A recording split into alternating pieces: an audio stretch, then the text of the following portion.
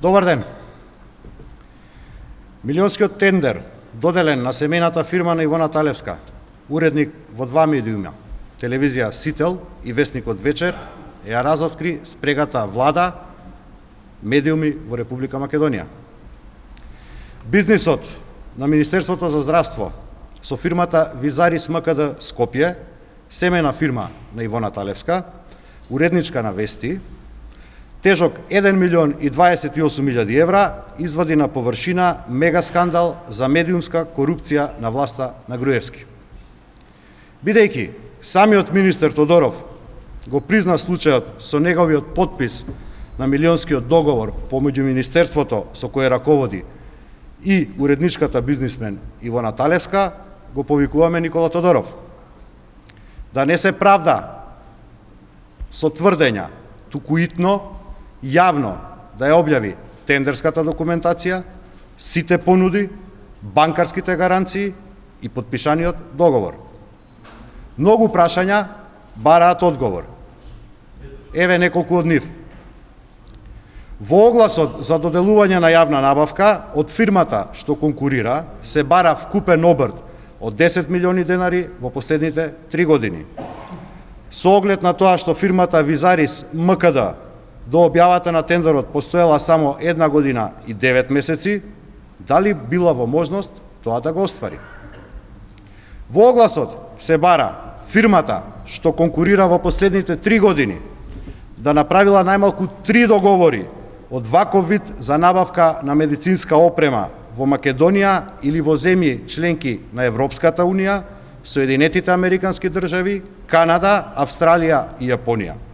Дали за година и 9 месеци Визарис МКД успеала тоа да го постигне?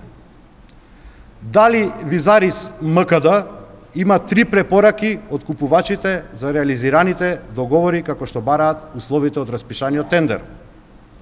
Овие и одговорите на сите други прашања Тодоров и ги должи на јавноста за оваа скандалозна бизнис сделка. Дури и во вчерашната изјава Тодоров избегна да го изговори името на Ивона Талевска како собственик на фирмата Визарис МКД. Тодоров призна дека во собственоста на фирмата Визарис МКД влегла Лимба Талевска, но никако не сака да признае дека ќерката Ивона Талевска била доминантен основач на фирмата. Еве го тој документ.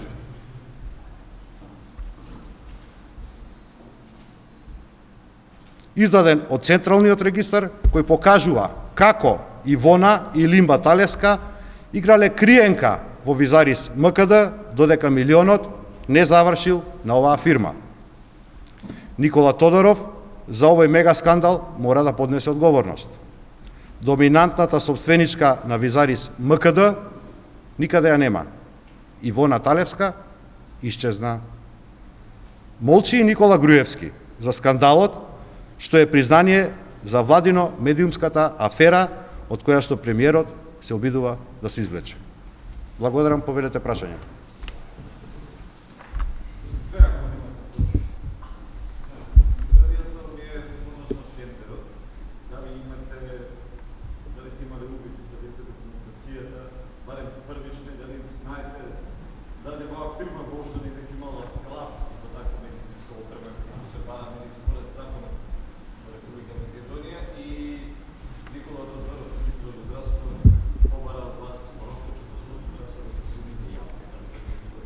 По кој редослед да ви одговорам?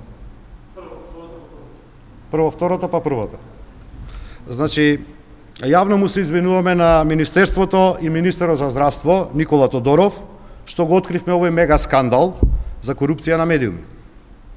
Му се извинуваме на министерот Тодоров, што со факти и аргументи покажавме дека Ивона Талевска била доминантен собственик при основањето на фирмата, што добила милионски бизнис од неговото министерство. Се извинуваме што направивме ненамерен превид само во однос на годината, иако тоа не ја менува суштината на овој скандал. Само за тој дел, околу временскиот период, односно околу годината кога Ивона Талевска се повлекува од фирмата, се извинуваме и се повлекуваме. Бидејќи, како што споменав, тоа не ја менува суштината. Истовремено го повикуваме министерот Никола Тодоров за овој мега корупцијски скандал да понесе одговорност. По однос на вашето второ прашање, очекуваме и повикуваме во неколку наврати до сега од Министерството за здравство да ги објави тендерската документација и понудите од понудувачите, како јавноста би имала увид токму на овие околности за кои што вие прашувате.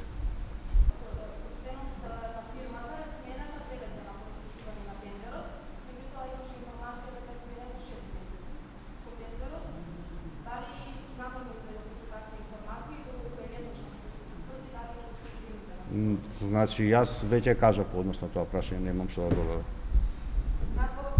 Можете да.